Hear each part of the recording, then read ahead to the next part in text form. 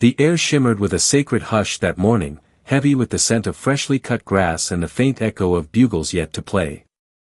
It was Memorial Day at the base, a place where decades of tradition had carved deep lines of pride into the earth itself. But this year? Oh, this year carried a whisper of something extraordinary, a tingling anticipation that danced through the rows of white chairs, each one tagged for a family, a regiment, a dignitary, everyone in their proper place. Cameras flashed like fireflies, uniforms gleamed under the rising sun, and polished boots crunched across the gravel parade ground in perfect rhythm. In the center, a platform stood proud, draped in flags that fluttered gently, the honor guard poised in full dress uniform, waiting to salute the fallen. Yet, amidst this sea of order and reverence, one soul dared to ripple the stillness. Welcome to Heartfelt Gratitude Stories. Here, tales of courage and kindness pierce through the shadows, illuminating the raw, beating heart of humanity. Are you ready to dive into what really happened that day? Trust me, this is a story that'll grip your soul and linger long after the last echo fades. They laughed when they saw him, can you believe it, wheeling alone across the gravel, old and hunched, his frail frame a stark shadow against the crisp perfection of the day. Who was this man, daring to roll his creaky wheelchair through their meticulously planned ceremony? A junior officer, chest puffed with duty, strode over with a clipped, "Sir, you're blocking the view, move aside." The old man didn't flinch, didn't snap back. He just turned quietly, his aged hands steady on the wheels, and parked himself near the flag pole, staring at the ground as if it held secrets only he could see. No one noticed the faded metal pin to his chest, not yet. But oh, how that would change. In just 10 minutes, the honor guard would freeze mid-step, and every soldier on that field would rise in awe. Most of the crowd had arrived early, filling the air with a quiet buzz of anticipation. Young cadets in pressed blues stood tall, Gold Star families clutched portraits of their lost loves, and officers in sharp suits mingled with dignitaries. Everyone was where they belonged, except him. He'd slipped in through the side gate, no escort, no badge, just a solitary figure in a worn wheelchair, rolling slowly across the far side of the field. The screech of his old wheels pierced the morning silence, a gritty cry against the polished harmony of the day. Some turned to glance, their eyes flickering with amusement before darting away. He wasn't decked in medals or draped in ribbons, just a khaki jacket creased at the elbows and polished black shoes that clashed with the faded fatigue pants tucked over his thin legs. The gravel snagged at his spokes, slowing him down, but did he stop? No. Those steady hands kept pushing forward, undeterred. He rolled past the families, their faces soft with memory, past the rows of officers barking quiet orders, past the staging tent fluttering in the breeze, until a young lieutenant stepped forward, hand raised like a gatekeeper. "Sir, this section's reserved," he said, voice firm but polite. The old man looked up, and oh, what a sight, his face calm as still water, his pale, clear eyes locking with the officers in a moment that felt eternal. He nodded once, a silent agreement, then backed his chair with a grace that whispered of years of discipline.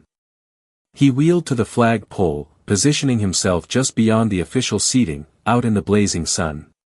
No shade to shield him, no cushion to ease his frame, just concrete beneath him and silence around him. No one knew his name. To most, he was just a man in the wrong seat, a misplaced shadow. But a few caught it, the way he sat, back straight, shoulders set, hands folded in his lap. Hadn't he been here before? Wasn't this posture an echo of 1,000 salutes, now offered from a chair? Cadet Ryan Wells hadn't planned to notice anyone that morning, can you imagine? His job was simple, manage equipment near the ceremony's edge and fade into the background.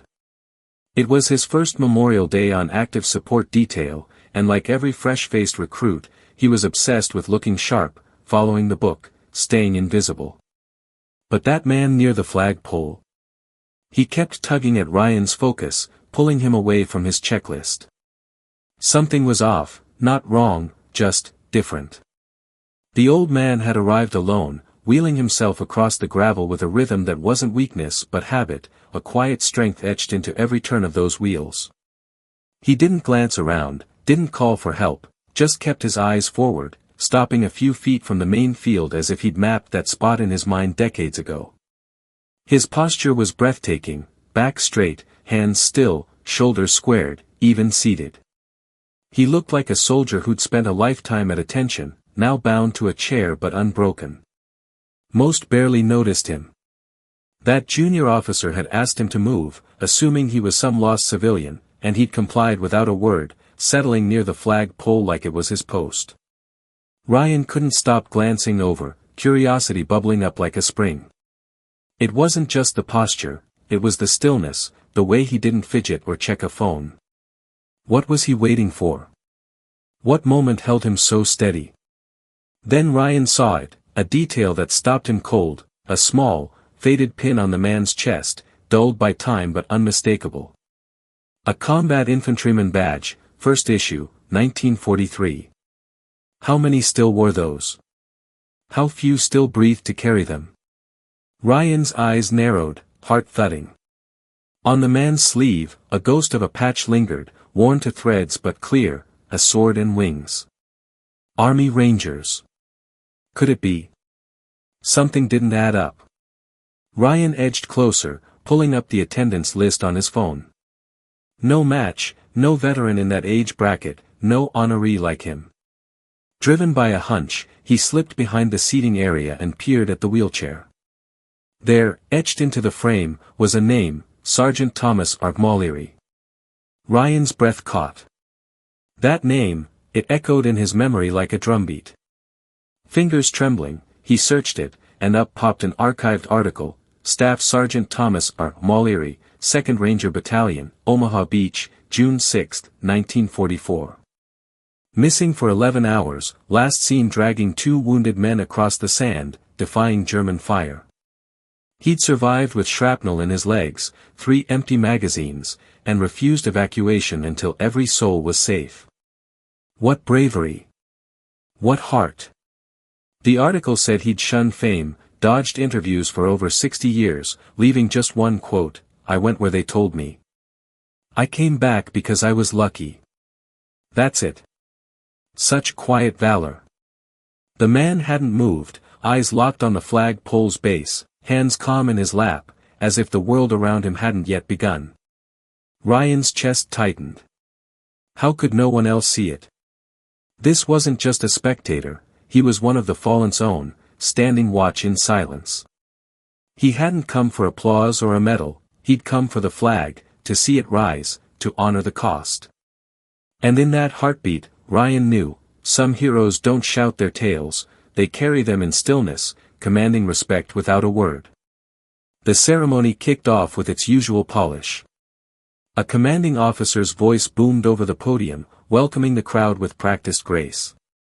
The wind teased the flag as the color guard readied to lift it, buglers poised, cadets lining the field like statues.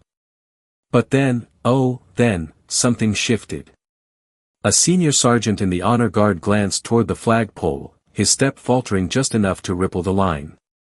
The officer on stage paused, eyes darting over, voice softening. What was it about this man? A senior master chief strode forward, past the cadets, past the dignitaries, stopping before the old man. He saluted, crisp and sure, and the old man returned it, steady, perfect, timeless. The commanding officer's voice broke the hush, now thick with awe. Before we proceed, we're honored to have with us a hero of June 6, 1944, Staff Sergeant Thomas O'Leary, 2nd Ranger Battalion, Omaha Beach. Gasps swept the crowd, chairs creaked as people turned, and the honor guard pivoted as one, saluting him. The field stood, a wave of reverence for the man who'd sat unseen. Ryan's heart swelled, pride, wonder, tears prickling his eyes. The flag rose in silence, heavy with memory, and the old man laid a hand over his heart, a quiet tribute to those who didn't return. Then, as the bugle faded, he wheeled away, slipping out as he'd come, alone, unnoticed. Ryan chased after him, catching him in the shade. "Sir, I saw your name, you were at Omaha." The old man smiled faintly. "One of many. Why leave?" Ryan pressed. The flag went up, he said simply. That was the mission. He handed Ryan a worn Ranger patch, then vanished into the sun. Every year after, a chair sat empty, tagged Ranger, seated in spirit, a silent legend born of that day. The moment was official, ceremonial, clean, controlled, everything you'd picture for a Memorial Day gathering soaked in tradition and pride. The gravel crunched under polished boots, the air carried the faint scent of starched uniforms and freshly cut grass, and the flag snapped softly in the breeze, standing tall against a sky so blue it hurt to look at it. Rows of white chairs lined up like soldiers, each tagged with a name or a rank, waiting for the families, the veterans, the brass. It was all so perfectly choreographed, until something broke that rhythm, something small but earth-shaking. It started with just a glance. One of the honor guard members, a senior sergeant with the weight of 2 tours carved into the lines of his face, tilted his head ever so slightly as he marched into position. His sharp eyes caught a flicker of movement by the flag pole, not loud, not flashy, just a quiet presence that tugged at him. And then, can you believe it, he stopped. Not enough to throw the whole line into chaos, but enough that his partner had to shift a step to keep in sync. The officer up on stage caught it too. Mid-sentence, his voice faltered, his eyes darted to the edge of the platform, tracing the sergeant's gaze. His face stayed steady, but his tone.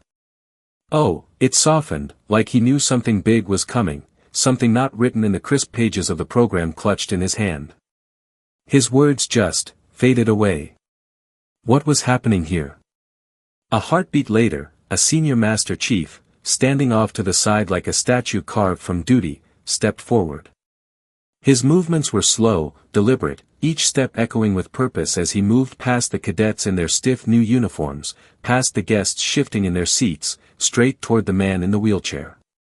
Ryan Wells, a young cadet hovering a few yards away with a stack of equipment in his arms, froze, his breath snagged somewhere deep in his chest.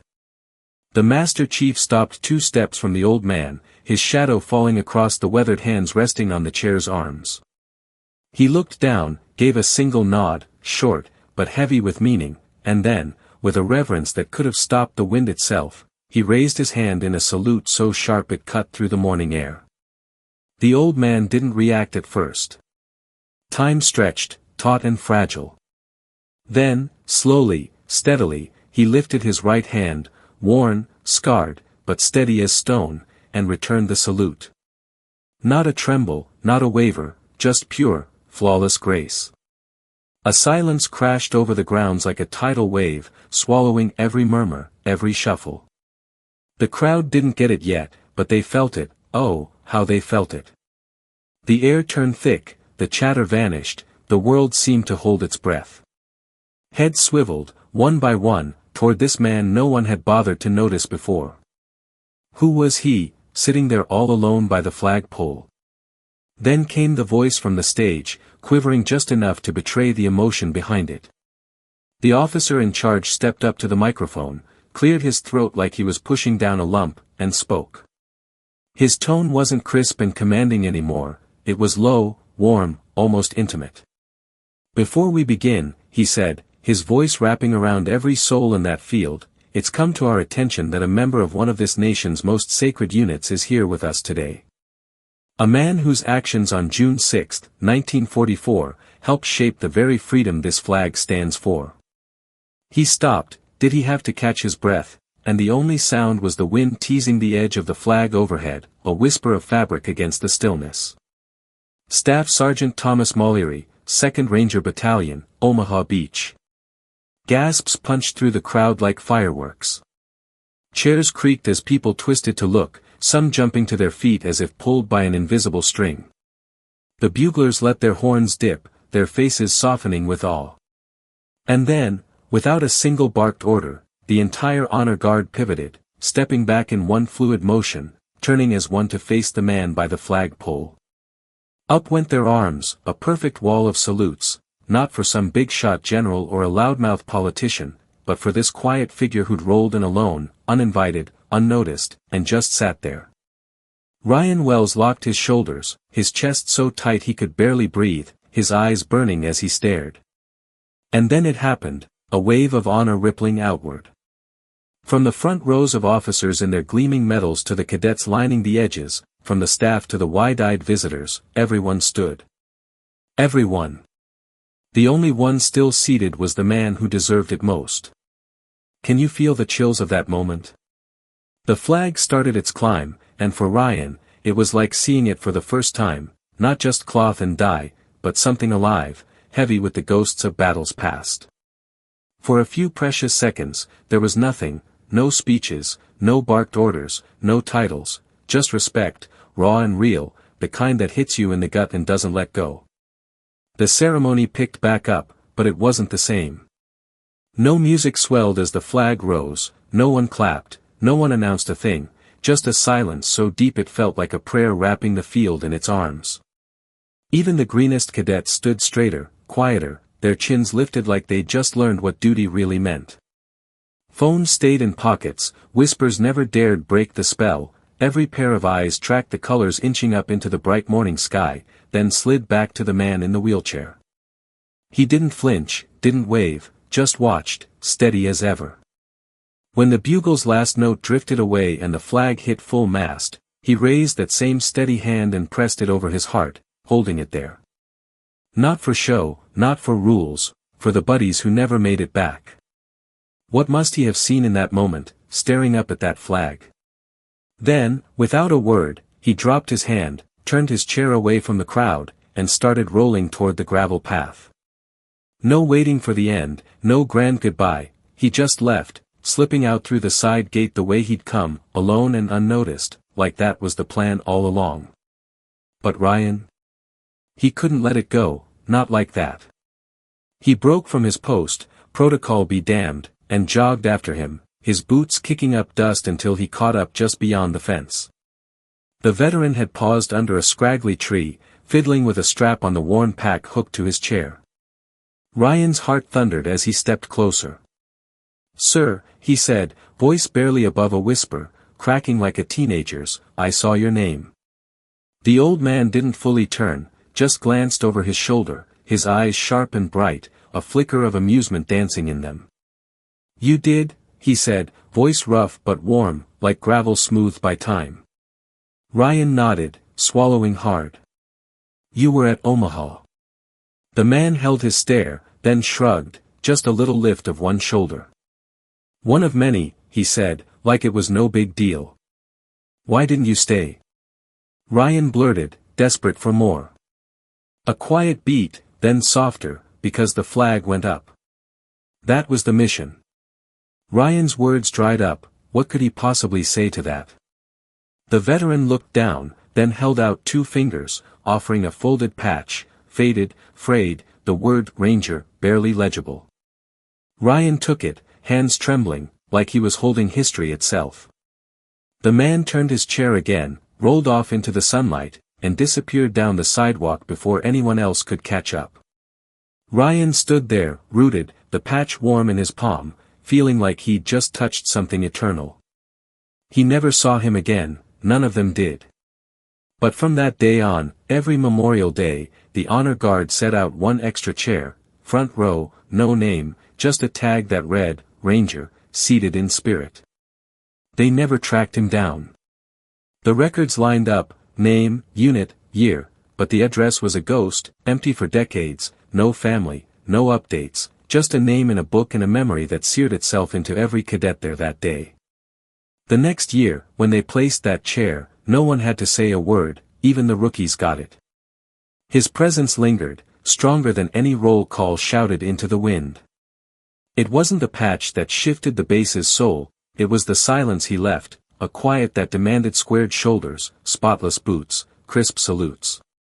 And ever since, when the honor guard drilled, they passed down the story, not in fancy speeches, not in the rulebook, but in that extra second they held at attention before the flag went up, for him. Have you ever met someone whose silence speaks louder than any speech? Staff Sergeant Thomas Mallory's story hit me like a gut punch, in the best way possible. Here's a man who stormed Omaha Beach, dragged his buddies to safety, and then spent decades dodging the spotlight. Yet, when he rolled into that Memorial Day ceremony, his quiet presence commanded more respect than any parade of medals ever could. This story isn't just about one veteran, it's a wake-up call. How many heroes walk among us, unnoticed because they don't wear capes or shout their deeds from rooftops? The grocery clerk who volunteers at the shelter, the teacher who stays late to tutor struggling kids, the neighbor who mows lawns for elderly folks, they're all cut from the same cloth as Sergeant Mollery. What gets me is the humility. In a world where everyone's chasing likes and shares, this man just wanted to see the flag raised right. No fanfare, no fuss. That's the kind of quiet strength that builds nations. So, here's my plea, look around. Find the unsung heroes in your life. Thank them, learn from them, be like them. My grandparents shaped me with their quiet sacrifices, maybe you have someone like that too. Let's honor them every day, because true heroism doesn't need a hashtag. It's felt, not seen. Subscribe to Heartfelt Gratitude Stories, where justice is honored, kindness is remembered, and no act of quiet heroism is ever lost, because how could we let it fade?